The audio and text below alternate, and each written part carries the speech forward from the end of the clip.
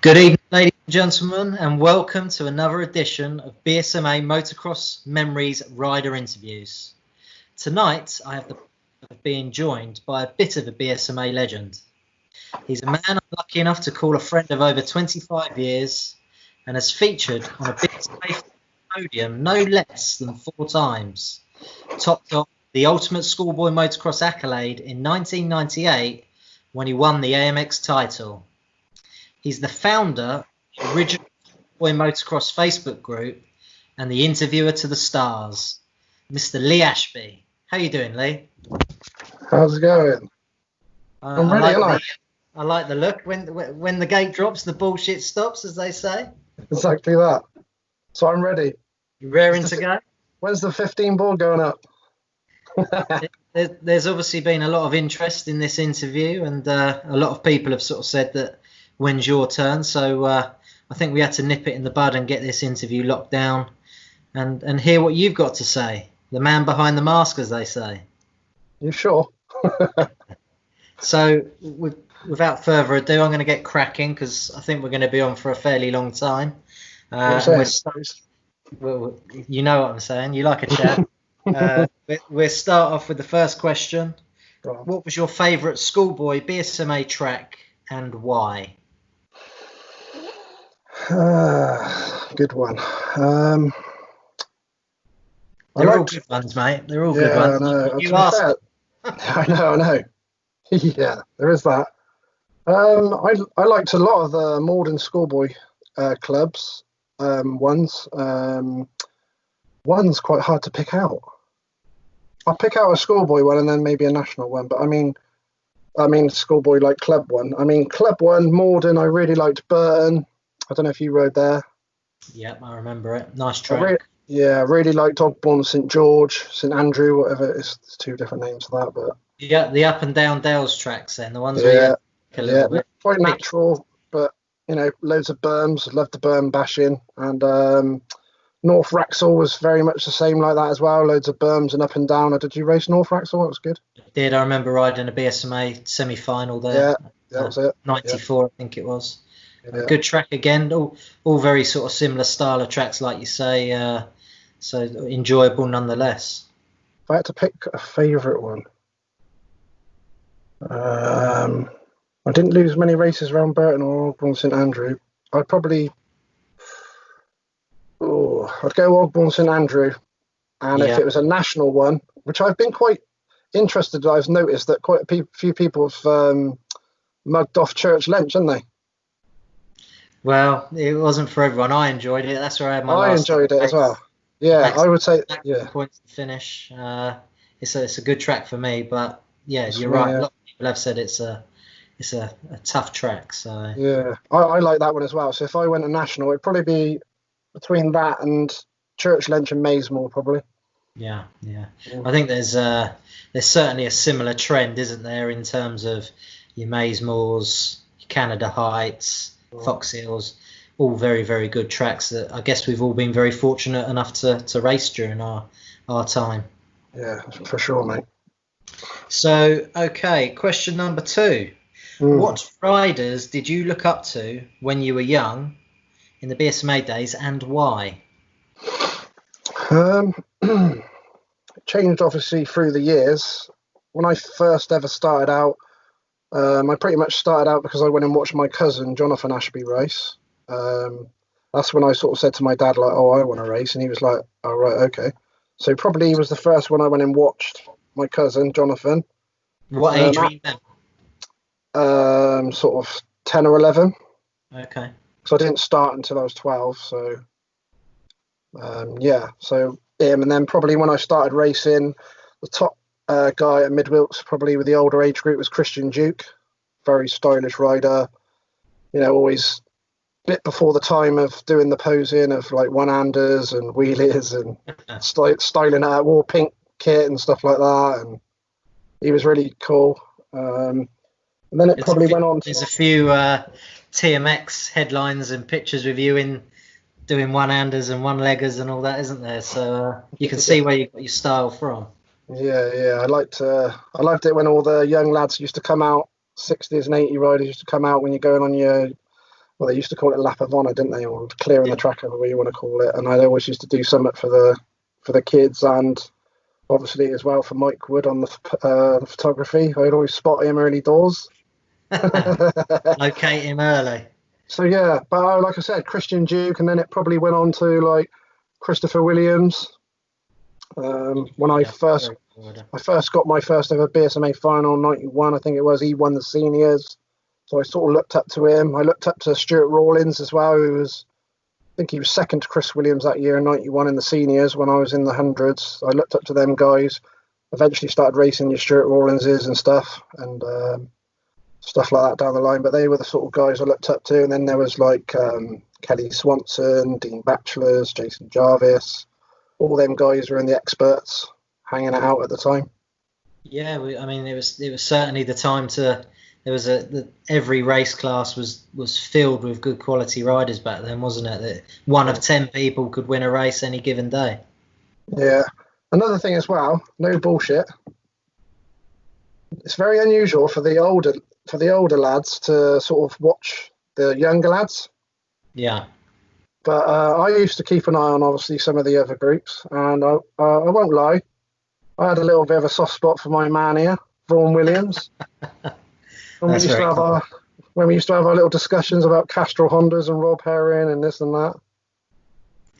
Yeah, there was some good times. I remember them fondly, and obviously it was topped off with Big Rob the Fish giving us our trophies at a Morden presentation one year as well. That was a nice touch, wasn't it? Yeah, that was cool. Especially like, it's nice. It's always nice to win the your own group at the end of the season presentation was always nice to do. But then obviously me and you shared maximum points trophies and Rider of the Year as well, wasn't it, as well? Yeah, I think it was something like that, Clubman of the Year or something like that. So yeah, it was. Every trophy is nice to win. It solidifies the hard work you put in throughout the year, doesn't it? And then, at these end of season presentations, it's always good to get dressed up and have a cheeky swig of the old man's pint and have a boogie, as they say. So if you see some of my clothes that I wore through those pictures I got in some of them presentations, wow. Oh, we've seen them, mate. We've seen them. Holy shit. You weren't winning any trophies for your fashion, were you? That's no, that's for sure. I'm going to drop the helmet, I think. Good man. This is the longest I've wore it since the last race I wore. Surprised it still fits you, mate, to be honest. After some of the abuse you've been getting on Facebook today. Oh, I know. There you go. Look, 1991, 92, hat back, Lee before anyone else did. Good man. Question 3. Yeah. Who were your closest rivals in club meetings and then also at nationals and BSMA finals? Early years in the clubs, I would say, because they used to mix the hundreds and 80s together quite a bit when I first started to make a bigger group and stuff at mid-wheels and stuff. I used to race with Michael Radis and Oliver Nutt, Kevin Hunt, Lee Clayton, and then when I started to get a bit quicker, Dean Longsdale, Grant Arnold in the hundreds, and then probably when I went into the seniors at Morden, I had battles with Lee Hart. He used to come over from Cotswolds to race me. Then then Roy Wells. Roy obviously used to win a lot of BSMA titles in sort of 60s, 80s, and as he come through, I think he even used to beat Carl Nunn around that time. Yeah. I think he was definitely a solid rider, wasn't he? Yeah, he started coming to Morden in the seniors, so I had some good battles with him. In the club ones, and then it would be like Lee Jones. Who else in the 125s? Quite a lot. I tell you what was quite cool, and back in them days as well. Now, wherever club you were at, a lot of riders used to say if they pick a good couple of riders out from a club, they would come to your club to come and race you. Yeah. On your tracks, knowing you're good on your own club tracks and stuff. So that was always cool. I think it's a sign of, like I was saying earlier, where there was 10, 15 solid guys week in, week out at nationals that were competing, and it's because the mentality was you go to their backyard and hit yourself against the best, and exactly that mentality was sort of rife in our years, wasn't it? So You know, I used to always enjoy going to Severn Valley and pitting myself against them boys, and I'm sure I've done that a few times. Yeah, and come to Morden and various other clubs as well. So national wise, so many, and that's so many. In your age group, definitely. Over the years, Tim Heasman's, John Radford was always one that I came through with. Liddington's, Matthew Nouns, so many guys in the nationals. Wow, Cole Bowfield, Chris Hamill. Was there sort of like a particular rider that you used to, if you saw him on the start line with you, you maybe either thrived or didn't maybe enjoy it as much, knowing that they were racing at the time, or you didn't really care and your head was focused and it was all about winning against the best? Oh yeah, I was definitely consumed with winning. I didn't even. It sounds bad when I say that, but I didn't. When I say enjoy, obviously I hear all the stories of all the lads in the group doing all that, the beer tents and this and that, and I'm like, I didn't go. I didn't go to the beer tents. I'll be totally honest. It's bad. It sounds bad, but even from a young, I was there to win. Really, it was a bit boring. But. Well, I suppose it's horses for courses, isn't it? It depends what you got into motocross for. And I think the thing is as well, with your family background, your dad, your uncle being high level speedway riders from an early age, it was probably sort of built into you that winning was a mentality to have. Yeah, for sure. And I know everyone had a good time. I was always I would never kept myself to myself or anything like that. I was always like friends with everyone and all that sort of thing. But literally when all that started to kick off, I got into the girls side of things. Just not the drinking. I'm sure there's probably a few stories on that front as well, but maybe that's for another day. No idea what you're on about. Okay, well, let's crack on then on that note. Question number 4. What was your favourite race bike during your BSMA days and why? I imagine the TM's probably your worst, wasn't it? Yeah, closely followed by that 95 Honda. Jesus. Wow, what a bike to be on as well when the finals is at your home track as well, Fox Hill. I might as well have just stuck some wheels on a climbing frame. It handled like an absolute bitch. Oh my god! And literally, I was spent the whole weekend hanging on with fingertips and stuff like that. It was honestly horrendous, and I was having crashes, and then I had a puncture, and then the one because it was, I don't know if you remember. You were probably at the front, so you didn't remember.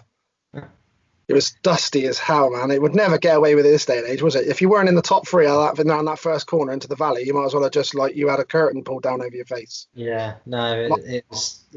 I remember it being really dusty, especially up the hills and around that backside where the start is now and where it used to in the early 90s, and then obviously the double before the finish line and all that. It was crazy, like you say. In this day and age.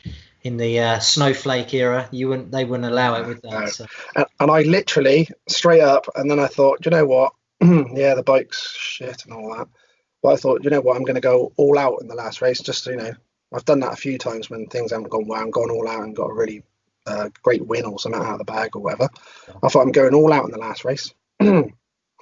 Get some mint start. I thought, yes, I am in business in the top 3. Scrubbing all down the valley and all that in the first lap, doing that. Yes, this is like a GP. I thought I am in business. I'm going to do something. Yeah. Could hear the air horns and everything. Yeah, I could hear the air horns. People falling over the chestnut fencing and all that as I was coming down the valley. Local boy. Trevor Atfield going mad. Trevor Atfield going, and Ashby's out the front. And I literally come round the end of the first lap and no shit. I was like. I come around the corner and I nearly sort of span round out of this rut and I was like, no way. I had literally had a back puncher straight away first lap. I was like, you shitting me. Oh my God, it's not your day, it's not your day, isn't it? That was just one of them weekends, literally blanked out. I only did 2 of them in probably about 10 years in finals, but that was one of them. Couldn't believe it. Gutted about that. Anyway, back to the question. What was the question? Favourite bike during your BSMA career and race days, and why? I know we're mugging off bad bikes.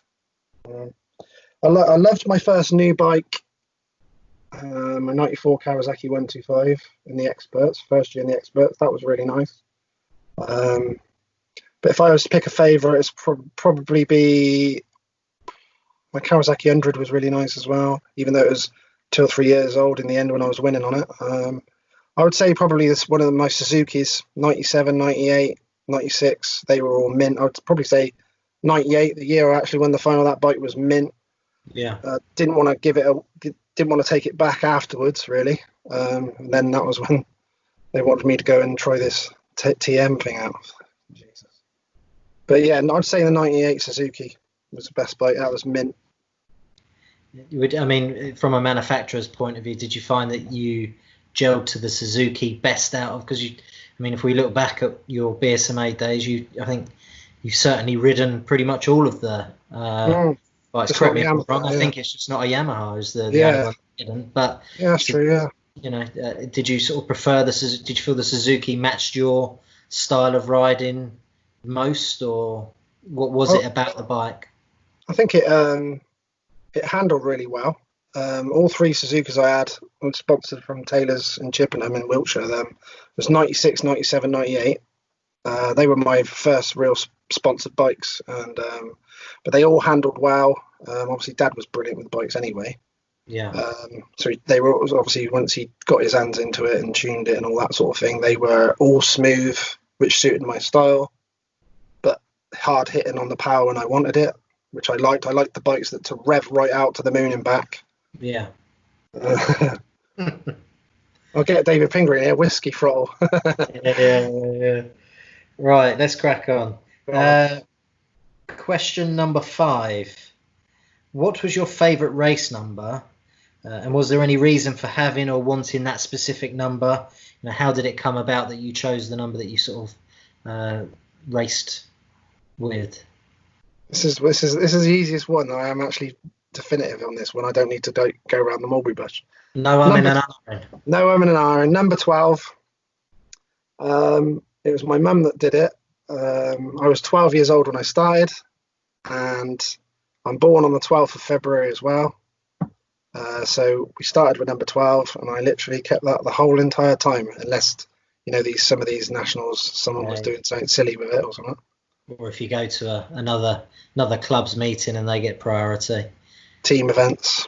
You've been to a few of them? Yep, so have you. I have indeed. Won a few of them, haven't you? Well, we did well in '93. I know that much. That was me, Ben Elvis, and Ben Collins was a formidable team that year. Very lucky, very fortunate. It was nice. I enjoyed the team events. I'm sure you did as well. That Morden had that real sort of good family club feel to it, didn't it? And everyone got along. And like you sort of said, even you who was in the older age groups, you would even show an interest in the younger guys. And it was a good atmosphere back then. Yeah, I got loads of loves for all the Morden boys. But yeah, I had well, the only thing I would say, I wasn't too keen on the football shirts though. No, they were pretty bad, weren't they? Goalkeeper shirts. They were literally. And they Spall or something like that. Spall, is it? I don't know, Kappa or something like that. I don't know. I can't. It's worse than that. They weren't pretty. Put it that way. No, they weren't. But to be fair, it was like our own MX to Nations, wasn't it? Really, the team event. Yeah. It was Schoolboy MX to Nations. Everyone, all the club would be out there cheering all your riders on. You had 3 or 4 in a group, wasn't it? Something. I think 3 or 4. I think Brad Kelly was in it as well. I think for us, but I think it was 3 or 4. It was. Yeah, I'm sure there's 3 in a reserve, maybe. I think. Just in case anyone had any problems or anything, and then sometimes if someone wasn't going very good, they could change it around, because I'm sure there was team managers doing that sort of thing as well. The thing is, see, for me personally, I was a bit younger back then, so you didn't really, you just turned up and raced and didn't get involved in the political side of it. But someone like yourself who was probably a team captain and flag bearer and all that, different world. Yeah, I might have had some stays, maybe. Right. Which BSMA track did you not like racing, and why? And that's either on like a a club level or national level, really? I never really got to race sand, really. I only rode 2 tracks that were probably even remotely called to do with... Oh, no, 3 probably. I've rode Matchams in the last year of racing. Didn't like that at all. I don't know if that was just because it was when it was. I think it was 2000, my last year, and it wasn't like anything like it was for the GPs or anything like that. It was literally, in my mind, it was rough as houses. That was terrible. Yeah. Didn't like that at all. Chippenham, the sand track, wild tracks, is it? Yeah, Chippenham. There was a race there a few times. Nice track. They had like team event there, and I had a get off in the team event there. There was you went round the start, it went round in a loop over a big tabletop, and then there was a sort of a ski jump that sort of was aiming the wrong way. You sort of go right off it. Yeah. And I went off that, caught up with someone, and ended up in the ropes, and it went all between my legs, and literally went to hospital with some burns and some sketchy places. First time you've had the old boy touched in a while, was it? Yeah. I don't know about that. What by the paramedics? Yes, yeah. But I wasn't that keen on that. I thought I like tracks that I can get off the line, even if they're rough. I just like it when you can make your own lines. I used to always make my own lines. So tracks where it's literally like rough everywhere and you can't find a line, I didn't really like. So Chippenham wild tracks in practice was beautiful, sandy, flat, and like Speedway, that was beautiful. But as soon as practice was out of the way, it was rough as houses as well.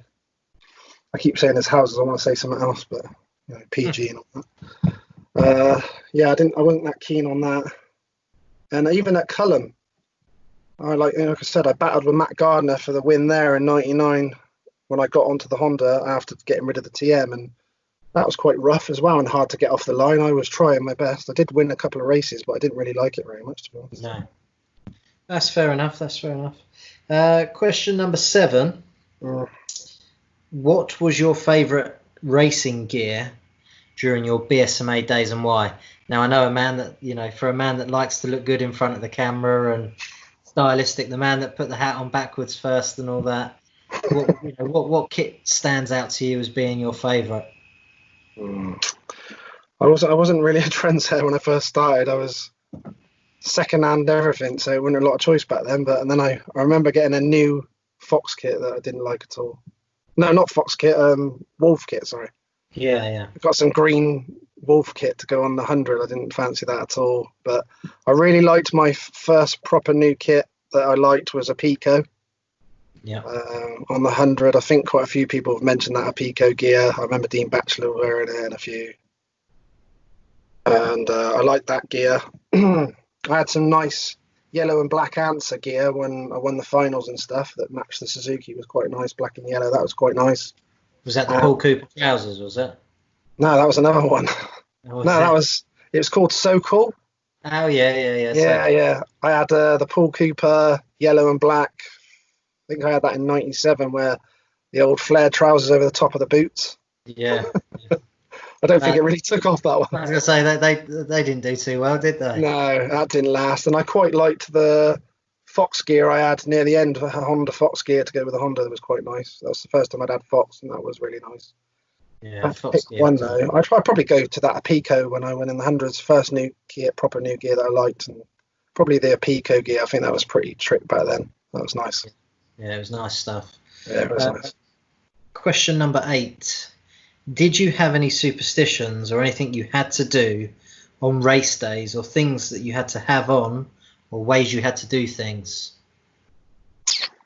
I had a few things, nothing crazy or anything. Didn't have to dress left to right and all that sort of thing that I've heard a lot of people saying. But probably I used to have for quite a while, I had these same weird Bermuda shorts I used to wear underneath, which until they literally had holes in everywhere and stuff like that.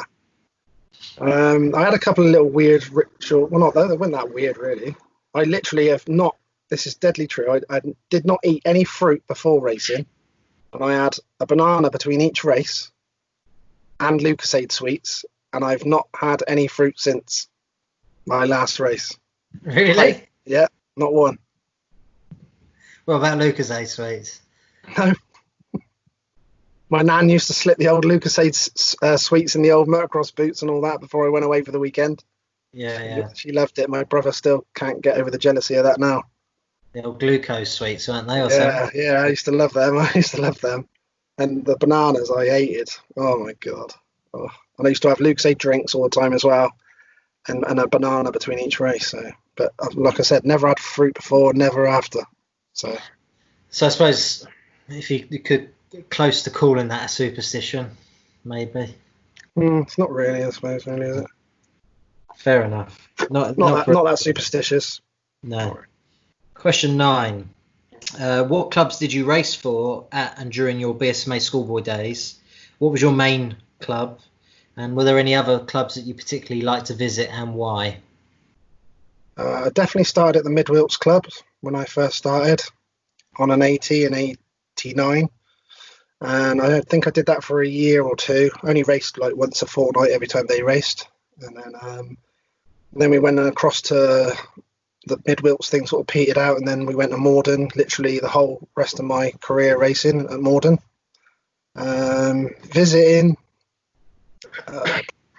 Visited Severn Valley quite a bit to go and race your Liddingtons and Nounses and all them guys. Went there and had some good races with them boys. Severn Valley was always good. You go Maysmore, club meetings. They had good tracks as well. Severn Valley. Severn Valley. Quite a few good ones that I liked. I think I might have gone to Cotswold a couple of times, but not sure if I went to Caution, maybe a couple of times. But generally like Morden the whole way pretty much, other than first couple of Midwilts. Fair enough. Do you still ride now? And if so, on what bike? I think we know the answer to this one. We've certainly, we've seen your videos from Fox Hills Motor Park, and again, a few of the boys commented on the. That's slagging me off to high heaven. But so I mean, do you still ride now? Bikes? No, I've not. Literally, I finished my last ever race in 2000, and then because I always keep telling everyone I've not raced since that finals, but I actually remember that in 2002, 2 years later, I got to race my first time on a 250 two-stroke.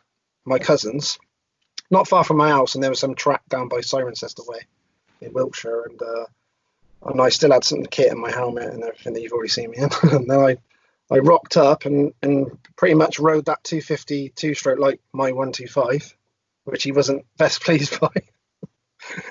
He was like, Jesus Christ. He was like, when I come in, he goes, Lee, any chance of like changing gears more and like, getting off the throttle a bit? I was like, no.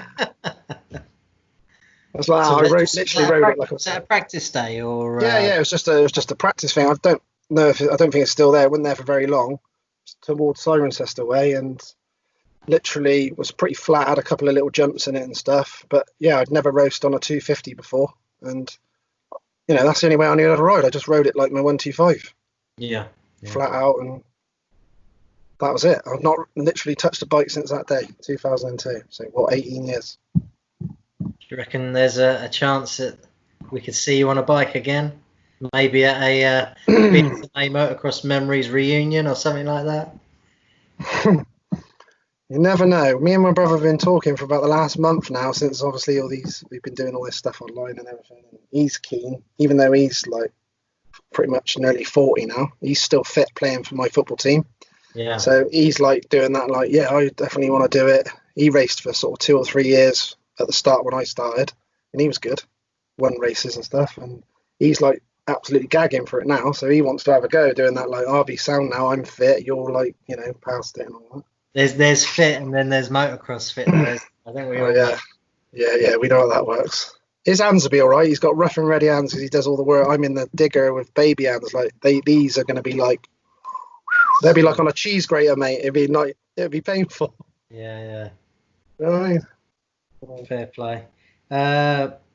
We've sort of kind of gathered when this was, but when did you officially finish competitive racing and why?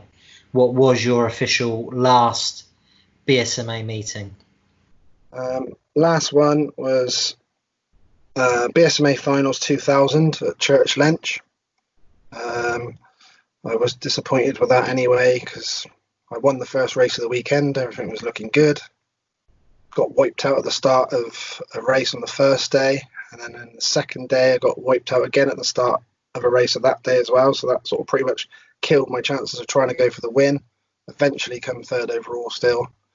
And literally, obviously, I got that Honda from Adam Chatfield's dad that bought me the bike basically to save me from not having to finish racing when I took the sponsored TM back halfway through 99. So that 2000 year, I was racing the 99 Honda still in 2000. Right. So, without lying, obviously, it was brilliant that they saved my ass really and got me that Honda, which was amazing. But obviously, when you go into the next year and you're on a year-old bike, I thought that's almost like going back to the old days a little bit. Yeah. And then even though I did well, it was like we'd had some stuff done to the bike and different pipe and some different piston and stuff, I think. And put some new Jack in the Box Mike LaRocco sticker set on that all over it. So it did look like new. It made me think that, bullshitted me into thinking I had a new bike for the new season and all that. Yeah. And I literally rode that meeting. It wasn't really planned. And I remember the last race. I'll tell you a funny story about that in the funny story thing that we're going to do. But I mean, it wasn't planned like, I'm definitely finishing now. But we just ended up not doing anything else. I think my granddad died at the time, so I was at the hospice with him for a bit and all that. And he was pretty much like my dad, really. I was probably a bit closer to my granddad than my dad at the time, even though people would think, with dad and motocross and all that.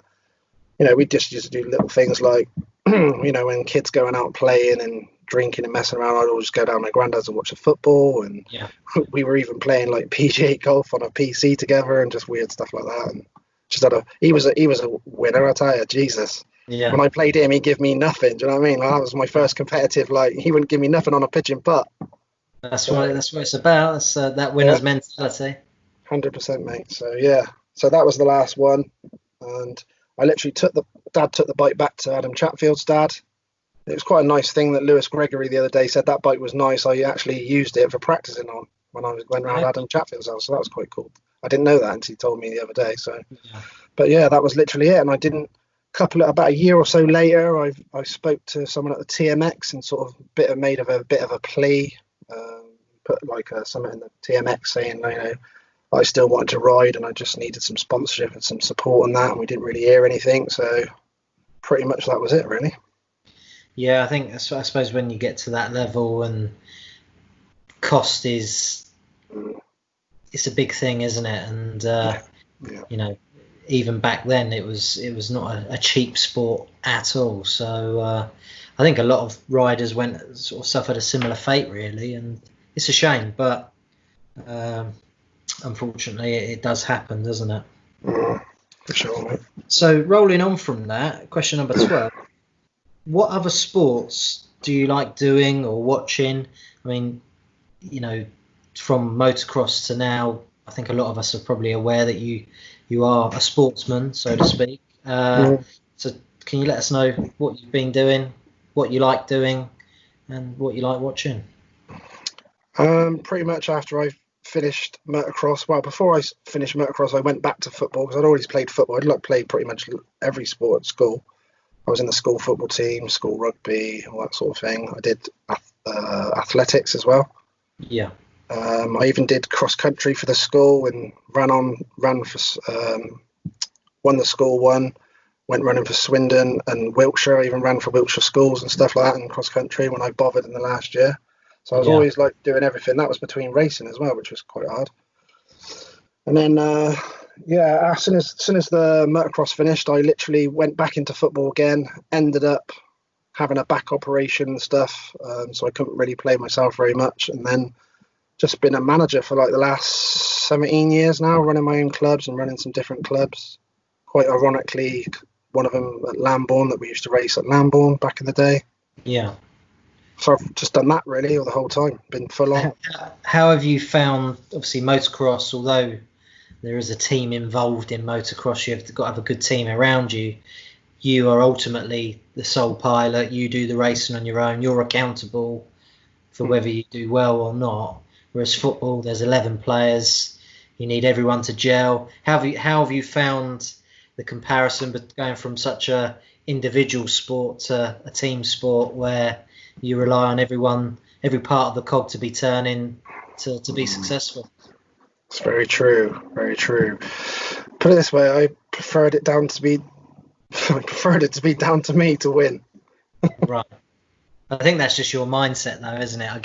Yeah. I think a lot of people listening to this and knowing you as you are, and I think with a lot of people that have that winner's mentality and that sole focus to always win or do the best you can, it's that Michael Jordan mentality. You want the ball in the last 10 seconds of the game because you're the one that you thrive on getting the winning goal. Literally, mate, over the years with football, I took it to, when I do something, I do it properly, pretty much like we've been doing this. If I do something, I do it like flat out.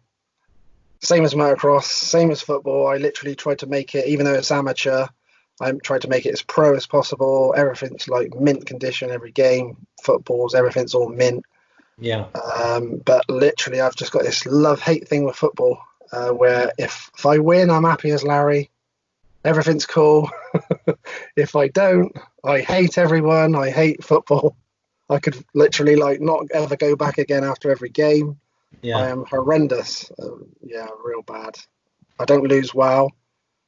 And I don't really like you said, when they go over the white line, you're sort of at your hands to a degree. You make subs and a few little tactical things, but in general, it's at your hands, and I find that very frustrating. Sure. Are you going to continue with the football after, obviously we're in lockdown and whatnot now, but is there going to be some breaking news now? And ouch! You're putting me under pressure. Oh, that's awkward. Or have you got a new lease of life for motocross and you're going to start up a new federation to compete with all the others? That is a very good question, mate, because at the moment I haven't really got time for anything, as you know. No. And obviously where this sort of lockdown thing went in, the football stopped, obviously, and then obviously I got into, I'll entertain everyone with a few Q&As with the schoolboys and that, and then it just escalated. There was no plan at all to do, go and chase GP riders or anything like that. It was just, I'm going to do a few Q&As with some lads I loved over the years in the BSMA. That'd be cool. In the lockdown, everyone's a bit bored, blah, blah. And then all of a sudden, it was like everyone's buzzing off their nut. Next minute, I'm like interviewing idols and heroes that obviously I looked up to. And then, like I said the other day, Stefan Everts, it's like, what the hell is going on? Well, I mean, it's arguably the greatest of all time. So, I mean, that's bucket list stuff to be able to interview such a great from the sport that you've grown up in, really. I got to re-hook up with Vaughn Williams, and he's a nice guy, apparently. Champ to champ and all that. That's it. Well, I mean, it's been wonderful. I mean, watching the page grow as organically as it has. I mean, I think you're up to 2,500 now. I think once this interview drops, it's probably going to hit 10,000 easy. That's because of you. And then the Stefan Everts interview is probably going to push you up to 1 million likes. And the world's your oyster. What we do need off the back of this, I think, is people to start throwing a bit of sponsorship to the page and getting themselves advertised on the page, beginning of interviews and that, and it allows you to take the page to the next level, obviously. And I think, with the number of views that the interviews are getting, I'm sure you probably agree, now's the perfect time to jump on something before you're at the top of the pack. Well, if we're not already. I'd love to, mate. Obviously, that's the dream. Like I said, when I started this in the start of the lockdown, I didn't even plan any further than I was just going to do a few interviews with some BSMA lads and girls. Which I have, and I think I counted it earlier. I've written them all down as well, by the way, as well. So I've literally written everyone down because you know what I mean? It means a lot to me. Like, people annoyed me. That's why I put up a post when I was going to BSMA people and saying, hook me up with your interview, etc. And they were like, oh, mate, no, mate, I ain't doing it. I'm not good enough for that. You've been blah, blah, doing this and that. It's like, and? Yeah. It's like, I tried to explain it. Do you know what I mean? Don't get me wrong. It's been amazing and that is really cool and all that. But it has just been a bonus thing of side of it, you know, that the BSMA is the roots of it. I think, like you said to me, I think you me early on, every rider has got a story to tell. Yep. Whether you were competing at the top of the pack, down in 40th place, you know, you only rode 2 out of the 4 races or whatever, or you know, every story is different, and it's important that everyone gets a chance to let everyone know what their journey was, because it was such a big part of all our childhoods and growing up. Yep. Everyone deserves to have their say on something that's very close to all our hearts. And I think I'm right in saying, and I'm sure you'd agree and everyone else would agree, it doesn't matter who you are or to what level you've ridden at. As a motocross fan, as someone that's done it for years, and like yourself, it's enjoyable reading about people's lives and what they saw motocross in their eyes compared to someone else. And you know, not only are we learning, you know, it's been awesome. All these GP riders and stars are opening up. They've been opening up really, you know, which you wouldn't expect in a million years, which has been unbelievable and made that really interesting. But like, even with people we knew or thought we knew well, they're like saying stuff I didn't know. I find it really interesting with all the ex-BSMA Schoolboy ones. And obviously they were heroes to a lot of us as well. You know, when we were younger, we all had heroes. You know, when I was getting lapped 3 or 4 times when I first started racing, I had heroes then, and then obviously you do better. Everyone's got their heroes no matter what level you're at. And like I said, if you rode ex-BSMA in any way, I'll be interested in an interview. You can, you know, message me or whatever, but I'll probably get around to literally speaking to everyone at some point or another anyway. It's a special fraternity, that's for sure, isn't it? Yeah, for sure, mate, for sure. Okay, right. Getting back on track. How are we doing with time? Do we need to... Should we do that at part 1? It's 42 minutes. Let's go part 1 and then we'll crack on. All right, cool.